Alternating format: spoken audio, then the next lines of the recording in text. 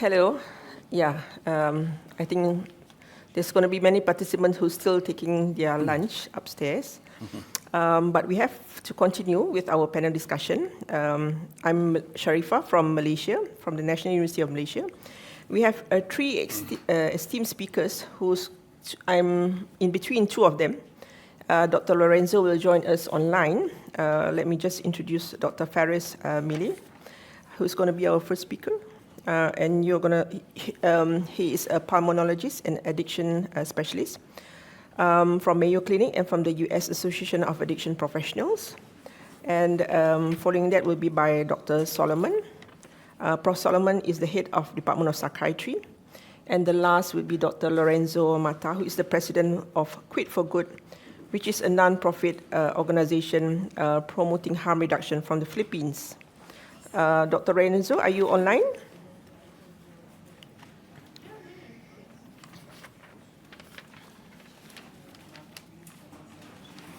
Okay. Can we continue with Dr. Faris? Our topic today, how do you evaluate the penetration of tobacco harm reduction in public health policies? Yes, thank you for the organizers who invite me for this panel to expose our view on tobacco harm reduction and its penetration in policies.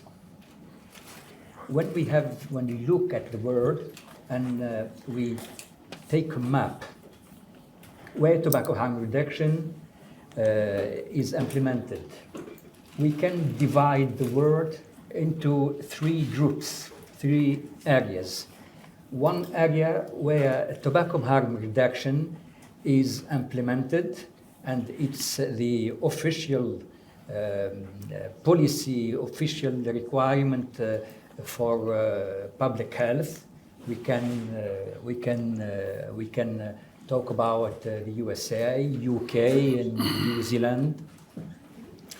The other area and the other group is where tobacco harm reduction is regulated, but it's not yet implemented or with big difficulties.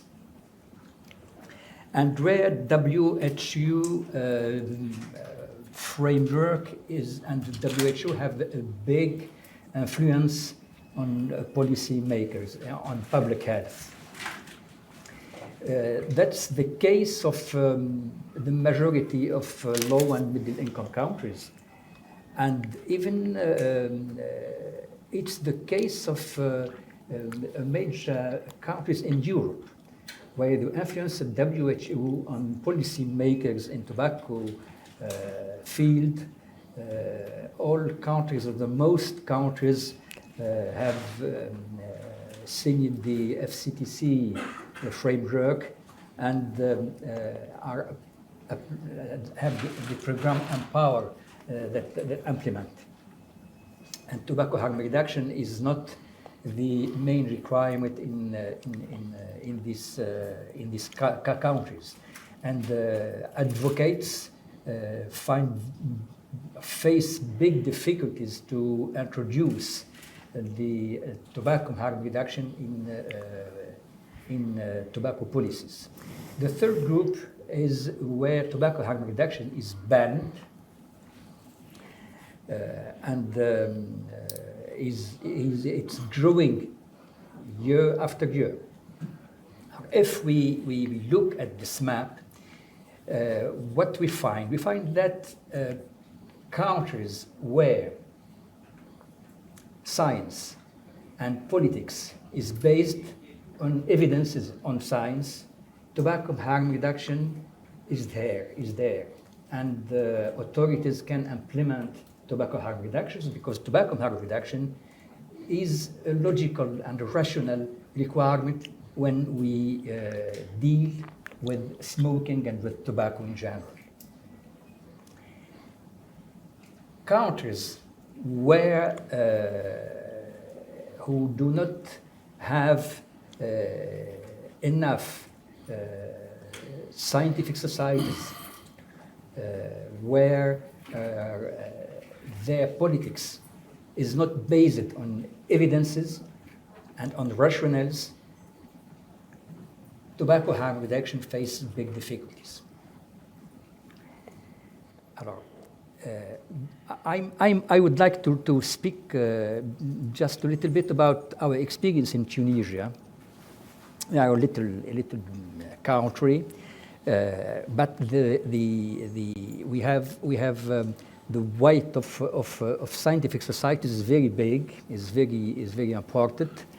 We have a national body who accredite recommendations and guidelines for healthcare. But where the weight of WHO is very important. We have no national tobacco program. We have the WHO tobacco program. WHO, International Tobacco Program, and like every country, we must implement the Empower program. But Empower program is it costs a lot, and is very difficult to implement in all low and middle income countries. Because of that, tobacco harm reduction is a necessity for these countries, and it's not a choice. It's necessary to avoid the big and the harm caused by smoking. We cannot implement the Empower program, and it will take us decades or 2 decades to implement that if we have enough money and enough power to do that. It's not the case for the majority of low and middle income countries. Then implementing Empower equal more harm for our countries. That's why the thing we done in Tunisia is to reframe smoking in addiction. Because smoking is a behavior, but it's not a normal behavior, only behavior consuming. It's an addictive behavior. Dealing with addictive behavior is not the same thing that dealing with non-addictive behaviors. Non-addictive behaviors, we must be motivated. Why must we change our behavior if it causes much harm? And we are motivated, and we can stop the behavior rapidly. But when we are addicted, we have an addictive behavior, even we are convinced, and even if we are motivated, we find big difficulties to change the behavior. All substance abuse change the mood. People use substances and use nicotine to deal with negative effects and to search for pleasure. And the main reason for people who are using nicotine is to deal with negative effect. And that's why we became addicted. And nicotine is not the big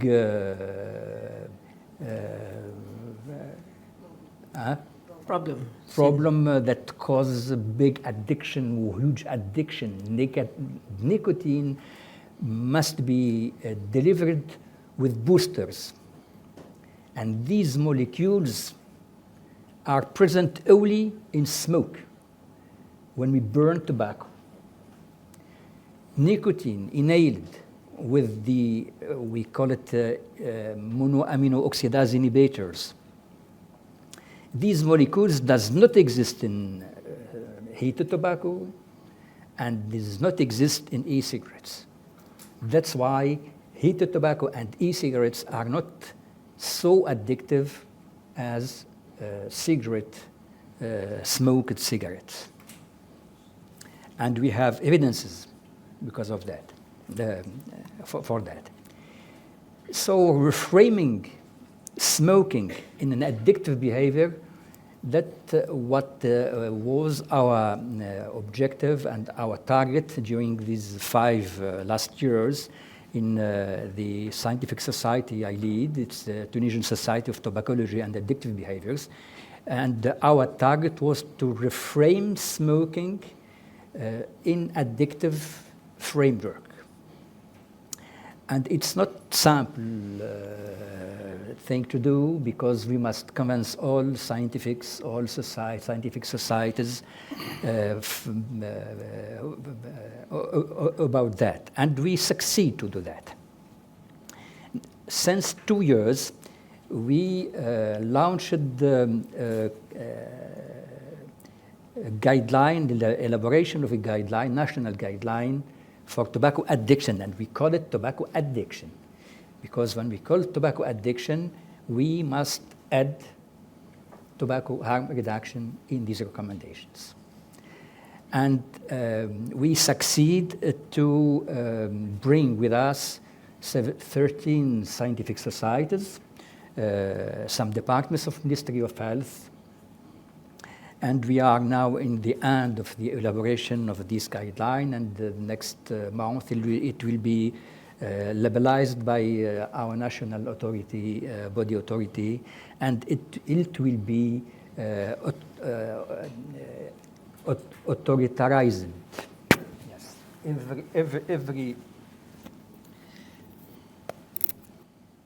every department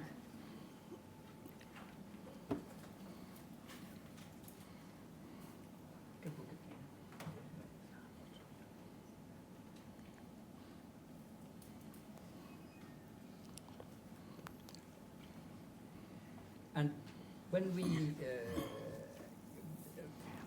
we took this strategy, regulatory authorities could listen to us, and we can bring with us Ministry of Health and all other authorities in the country. So that's why it's important to. I want to emphasize that it's important to switch from the comprehensive tobacco smoking as a behavior and consumer behavior, to switch from that to an addictive behavior. It's a consumer behavior, but it's an addictive behavior, because when we adopt this framework, tobacco harm reduction will be a requirement and not a choice. I think that the purpose we did and we continue to do in our country, in my country, and I think it's an example for other countries. I want to focus on that to avoid the opposition of WHO or other anti-tobacco activists. All right. Thank you. Thank you, Prof. Fares. Very well said. We will continue with the discussion. Prof. Solomon, okay. Would you like to add your points? Thank you very much. My understanding of this session is really an assessment of penetration of efforts at tobacco harm reduction in the public health policies. Now, public health policies are such that you really can, spread what you want to spread as long as it's evidence-based. My understanding is that you're not fighting with anybody, WHO or big companies, but you want to inform people, you want to increase the level of knowledge, you want to say to them, this substance is harmful. If there is an ingredient of the substance that you want, but you want it such that it does not harm you, there are alternatives. So many countries would have different attitudes towards this. Some countries are very controlling, others are open, reasonably democratic. I think what Faris has explained about Tunisia gives an impression really of a country that has tough laws where there is control at higher level. In the case of South Africa, we do have a number of people talking about how tobacco affects the body and how the alternative methods of delivering nicotine could also assist in reducing harm associated with tobacco. So I think a basis is to understand what public policy is, which means that public health policy, you are looking at population groups and how to reach them and how to check whether the knowledge you are sharing has penetrated deeply and to what extent has it penetrated. There must be some measurables to check whether what you're doing is working. So challenge one really has to do with population level intervention. And this can benefit the more disadvantaged groups.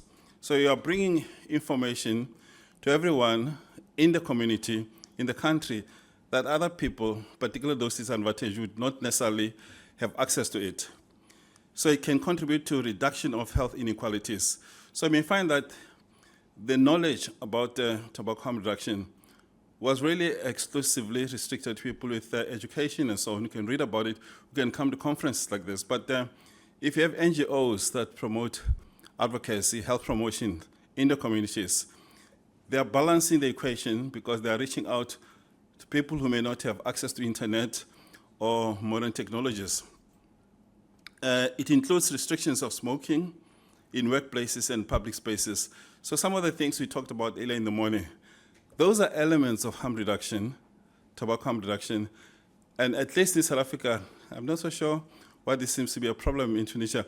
You cannot be jailed or punished for doing that because if you have facts, and these facts are evidence-based, you are pushing a point that says we believe combustible cigarettes are dangerous, and this is proven by the number of people, for instance, who are admitted to medical hospitals because of chronic, lung diseases or cardiovascular problems.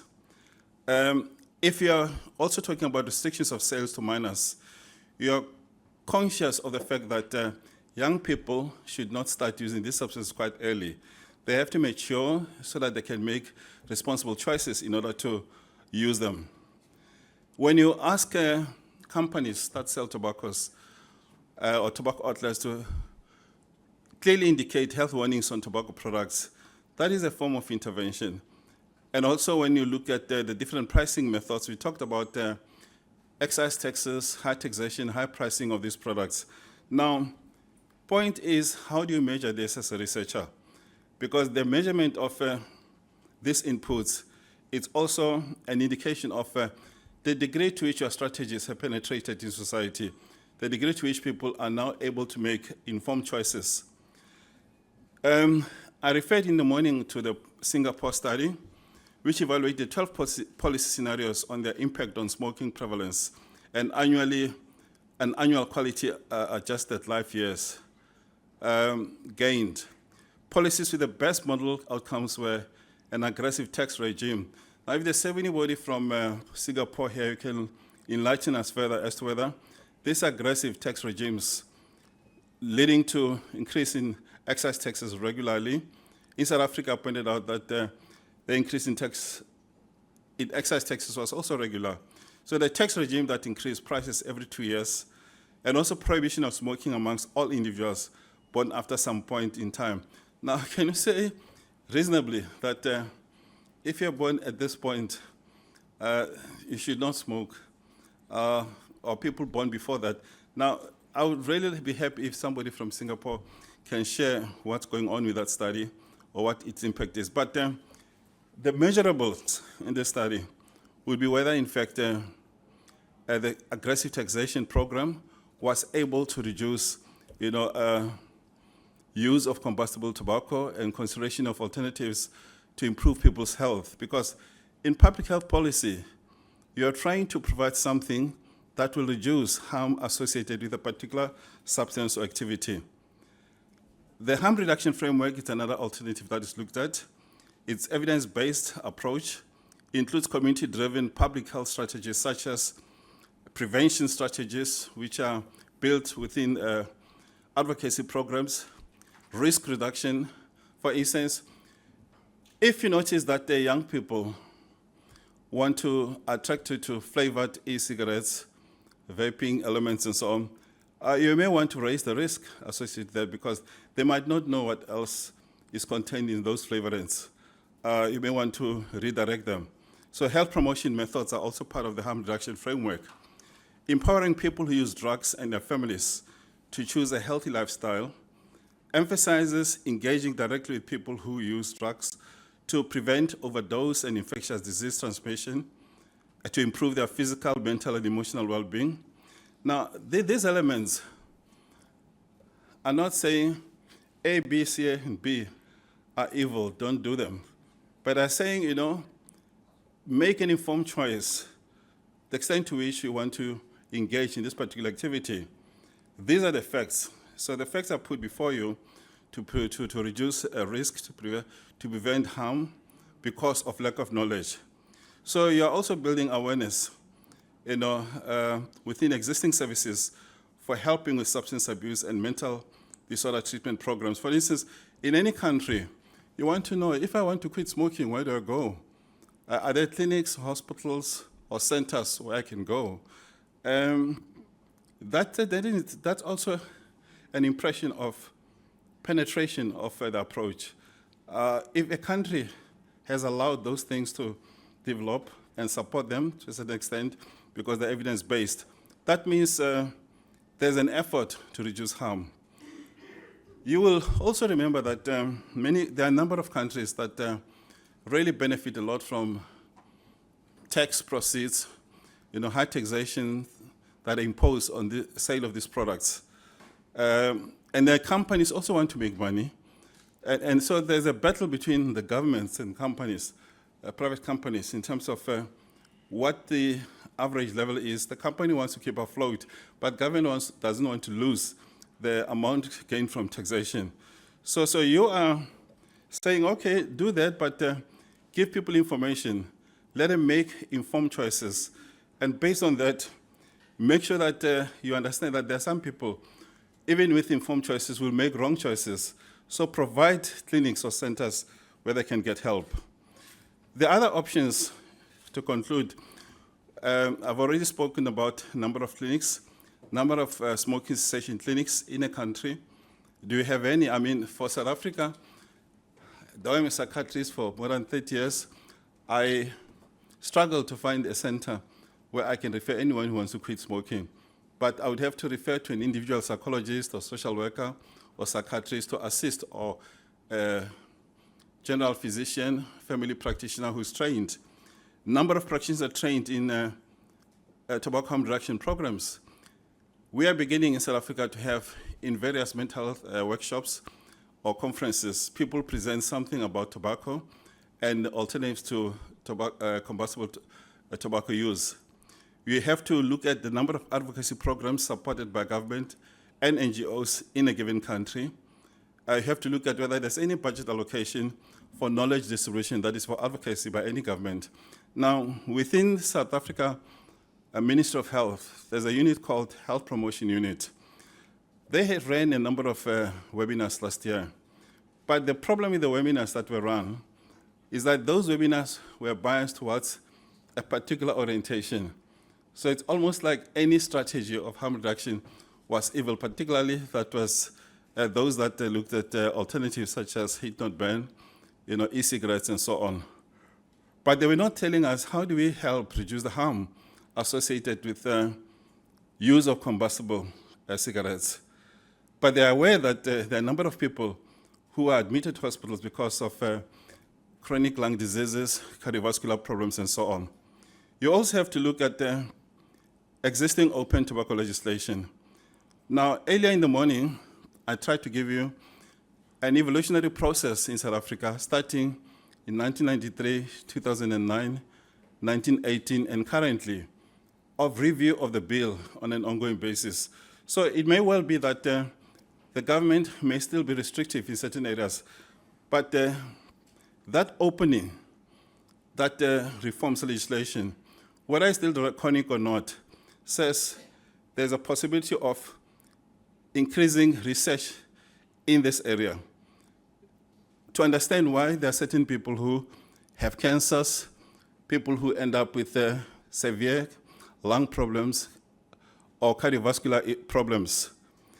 You also have to assess whether there are meetings in any country and conferences to discuss nicotine science and tobacco harm reduction. We realize that many countries are struggling with understanding of the nicotine science. And this is basically because nicotine is just seen as part of smoking, because we have to inhale something to get a nicotine fix. So anything that delivers nicotine in whatever form is seen as ordinary cigarette, and that is why they're taxed that way heavily. So how do you educate governments to say nicotine itself is not a problem? There are other issues within the combustible cigarettes that are a problem. I think what I was trying really to convey is that public health strategies imply reaching out to populations of people, giving them information that's evidence-based. I think you'll have a problem within any country if you give information without evidence, without any type of research. Government may become draconic. So I'll stop there and hope to entertain some questions. Thank you. We will go to the third speaker, Dr. Lorenzo, who is going to join us online. Okay. Yeah, go ahead, Dr. Lorenzo. Thank you very much for attending. Yes. I'm just gonna set up my presentation. Oh, can you see? Can you Yes. see my slides, Yes, please? yes. Okay.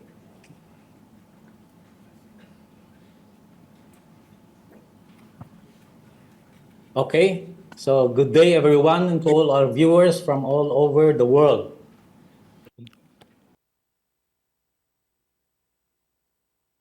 First and foremost, I'm grateful for having been invited to participate in the 6th Summit on Tobacco Harm Reduction. I applaud this much-awaited event for the admirable effort to bring to the fore the real narrative and science about tobacco harm reduction. Before, anyway, I was introduced already by Sharifa a while ago, so I'll go directly to my talk. Today, I shall talk about how embracing tobacco harm reduction through policy and regulation became reality in the Philippines. In line with our efforts and advocacies, we have been strong believers of the concept of tobacco harm reduction. Okay. Harm reduction as a general idea is defined by the 2021 Global State of Tobacco Harm Reduction as a range of pragmatic policies, regulations, and actions which either reduce health risks by providing safer forms of products or substances or encourage less risky behaviors. According to the report, tobacco harm reduction or using safer nicotine products or electronic vapor products offers new choices to millions of people worldwide who want to switch away from smoking or other dangerous forms of tobacco use, but have been unable to with options previously available. Now, why is tobacco harm reduction relevant in our country? Let us show you the cold facts. According to the 2021 Global Adult Tobacco Survey, there are approximately 14 million smokers in the country. The same survey showed that while some 64% of current smokers planned to or thought about quitting, only 4% of those who smoke in the past 12 months successfully quit in 2021. And that is a measly quit rate, which largely remained unchanged from 2015. Lastly, the 2019 Global Burden of Disease report from the University of Washington revealed that a shocking rate of more than 117,000 Filipinos die each year due to tobacco smoking.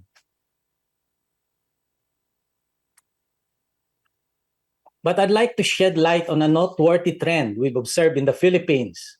Data from the Philippine Global Adult Tobacco Surveys from 2009 to 2021 shows a correlation between the decline in smoking prevalence and the rise in the use of vapor products or e-cigarettes.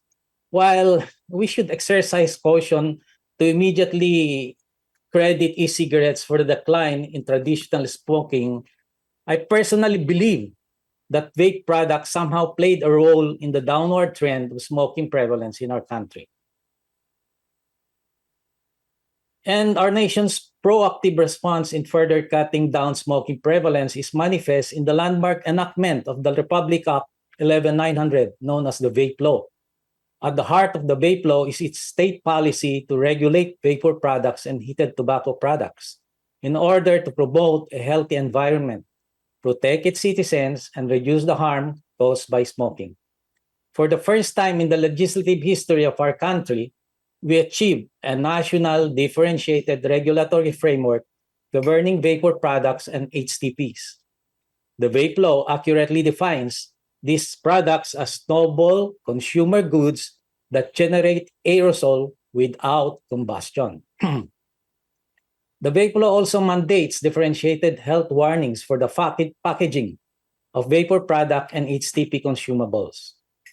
Moreover, the law requires separate designated vaping areas where minors and smoking are not allowed. This recognizes the fact that vape products are entirely different from combustible cigarettes, especially when secondhand smoke is concerned. An important legacy of the vape law is its thrust to protect minors from vapor products and HTPs. Around half of the provisions of the vape law are intended to safeguard the welfare of minors. For instance, the sale to and use by minors of smoke-free products are banned. These are also prohibited to be sold within 100 meters of places frequented by minors. As a comprehensive measure, the vape law sufficiently protects the consuming public and non-smokers alike by mandating product health warnings and all product communications to state that the use of smoke-free products are not recommended for smokers.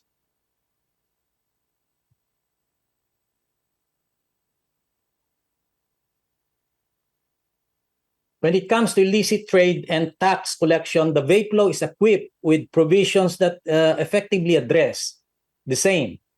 The law prohibits the importation and manufacture of vapor products and HTPs that do not comply with the Bureau of Internal Revenue tax requirements. Moreover, only sellers that are registered to the Department of Trade and Industry or the Securities and Exchange Commission are allowed to sell online.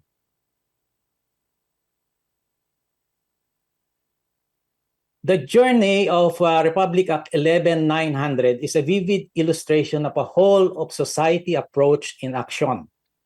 In the face of an urgent health concern presented by high smoking rate, it wasn't just one sector that stepped up, but a collaborative effort that spanned across disciplines and sectors.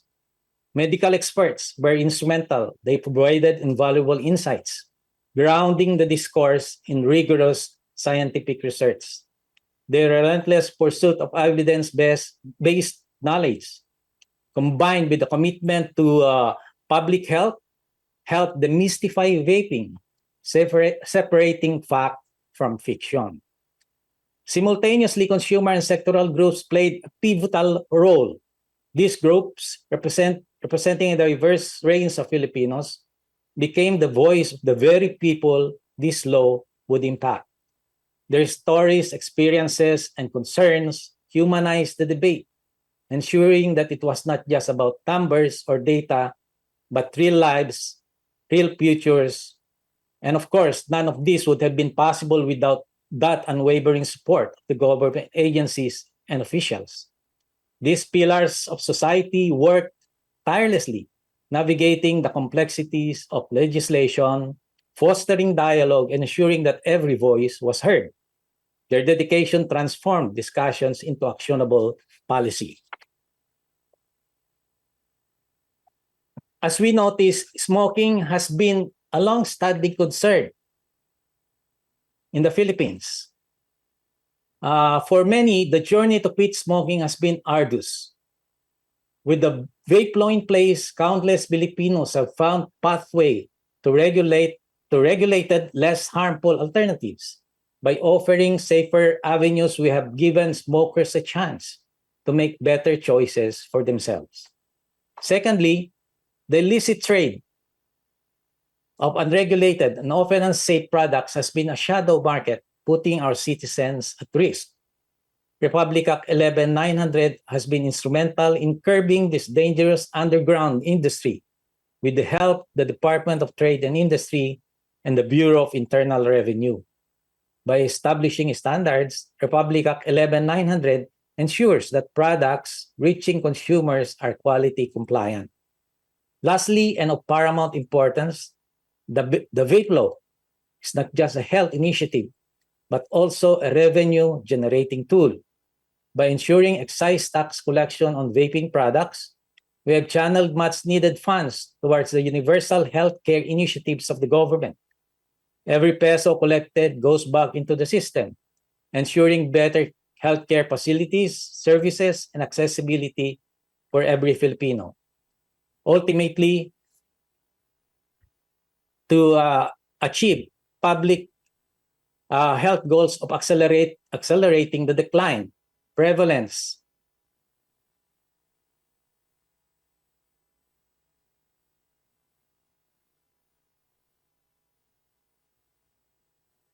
and reducing the harm related to it.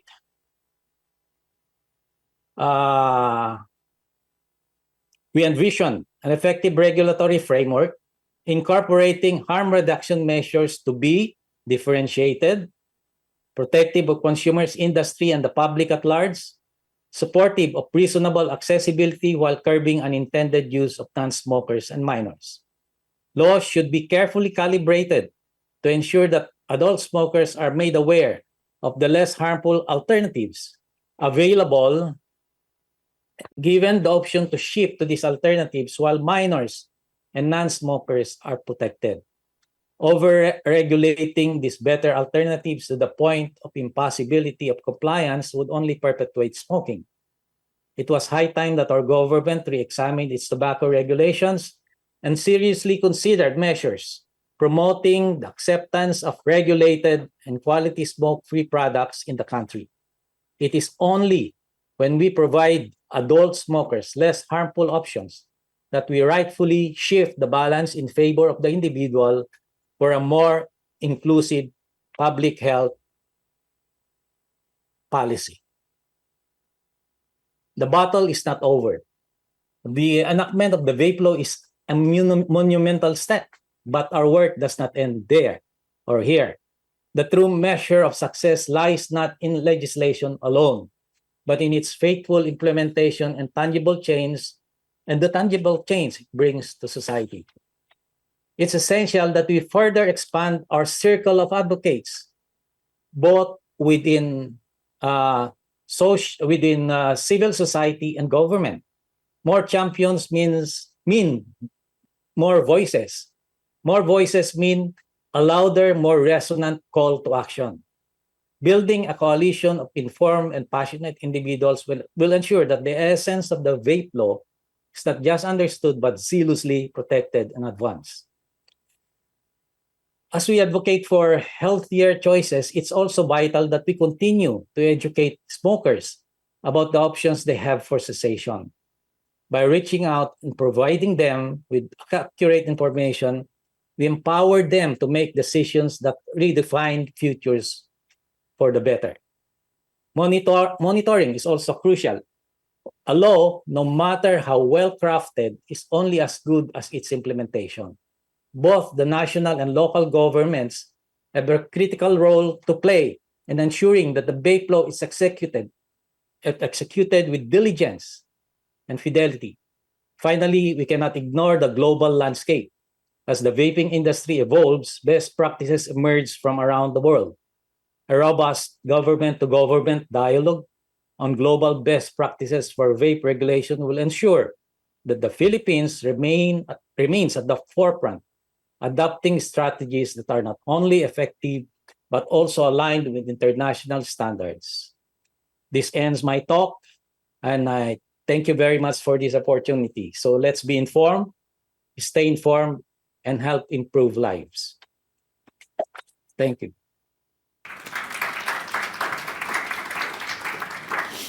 Thank you, Dr. Lorenzo. So I see that there's a lot of different areas that has been touched by our esteemed speakers. Some of the common domains would include consumers' voices and working together with the government, but also other collaborative efforts with stakeholders. I think this is very important. Besides the evidence-based practice and also the latest science to be produced to not only the community, but as well as the policymakers. With that, may I invite any questions or any comments from the participants here?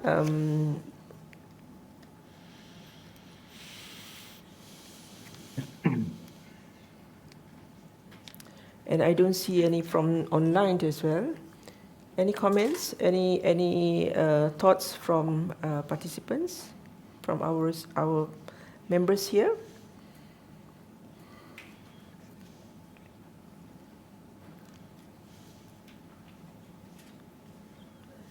Maybe I can post some comments to our speakers as well. How do you propose to monitor the so-called harm reduction in your countries? Example, maybe from Tunisia. How do you propose to do that? Monitoring on how harm reduction is being taken up in your country. How do you propose? Is it going to be a clinical assessment? Are you looking at results from your harm reduction, looking at population level diseases? Is there any specific method that you propose later on?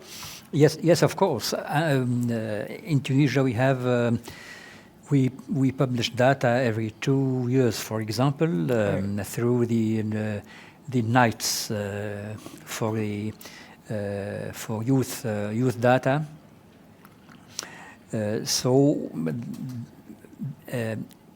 With this data, we can see the impact on what's called the gateway effect, for example. Yeah. All over the world, we have no observed a gateway effect from these devices or from these new products all over the world. And we, even each country have its specificities, and it's not evident that in a country where laws are applied and are controlled, it's not the same thing in other countries.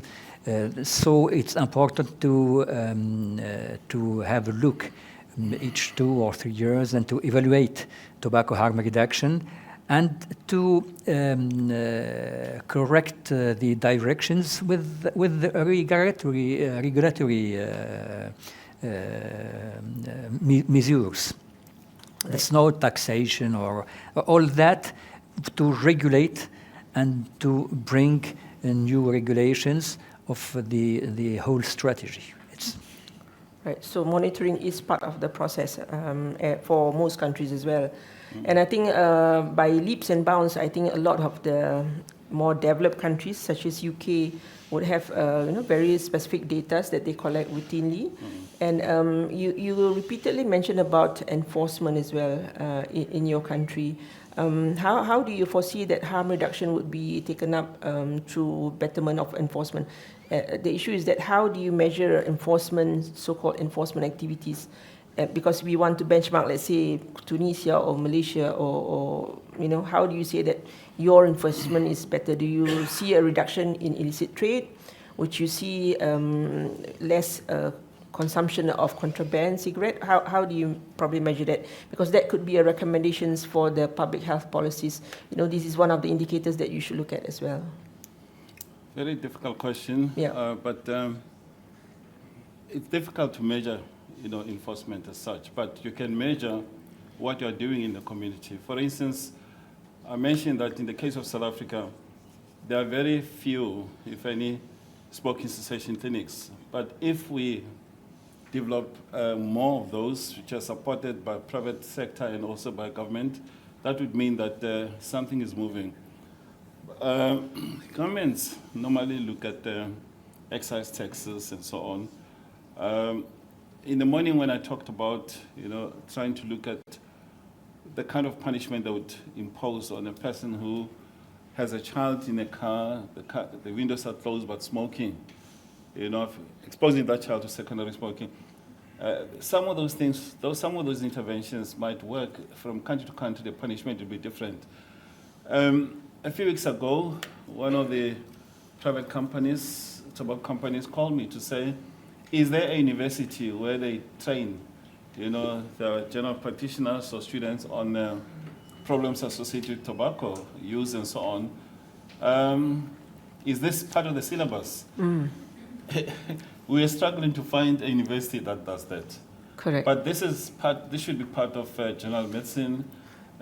We found one family medicine department that had a program, and we said, but looking at the number of people in hospitals because of chronic lung diseases and cardiovascular problems associated with high levels of tobacco usage and maybe alcohol use, this should be part of the syllabus, should be part of the training. So if we can encourage, you can see the number increasing. That will be a measure of the penetration of tobacco harm reduction.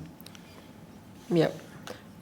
For me, specifically for Malaysia as well, we don't really train, especially from the undergrad curriculum. We are more focused on the clinical aspects. This is the effect of smoking, your COPD, your bronchitis and so forth. Yes. But we don't really actually teach them on even tobacco cessation, even less on harm reduction as well. So I think this is a burgeoning problem that's going to be, exactly, playing a role in all of our countries, especially in the low middle income countries as well. In South Africa, we have a map, a compass called the Central Drug Authority, and it has a national drug master plan. Now, I've been on that authority for 10 years as deputy chair and chair, and the National Drug Master Plan for 20 years, or for 10 years that I was there, did not address smoking. Right. But it has changed in the past 5 to 10 years. The current Drug Master Plan also addresses elements of smoking. So it means that the members of that Central Drug Authority, when they go to communities to talk about alcohol and drugs and so on, they'll also talk about smoking.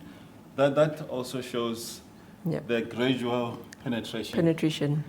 Yeah. And I suppose later on you'll see how satisfied are the community with that policies and so on. Yeah. Dr. Lorenzo, I think your country is facing a triumphant moment at this point in time. Congratulations on your tobacco bill.